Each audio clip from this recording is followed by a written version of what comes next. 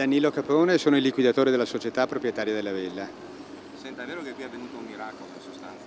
Nel senso che perlomeno in un caso non c'era nessuno, è vero? Sì, almeno io adesso sono venuto a fare il sopralluogo e mi hanno detto appunto che erano usciti pochi minuti prima, insomma, che il sinistro si realizzasse. Questa è l'unica cosa che ci consola in qualche misura. Poteva essere una tragedia ancora più grande, ancora... Quante persone normalmente abitavano qui? Beh, qua c'è una situazione complicata sull'occupazione, contratti pendenti, quant'altro, dove non voglio entrare in questo momento, eccetera. Però c'era una famiglia che ci abitava sostanzialmente. Il nucleo familiare, come fosse composto con parenti, non lo conosco con precisione. Era occupata senza titolo, o almeno riteniamo senza titolo, da una famiglia, una dei proprietari, tra l'altro, di una parte della società, di quote della società.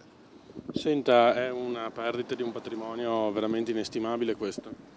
Beh, la villa è una villa storica, provate a immaginare voi quale potesse essere il valore, insomma, assolutamente cospicuo. Io ho fatto i sopralluoghi, ho fatto l'inventariazione, ho fatto tutta l'attività che il mio ufficio mi imponeva.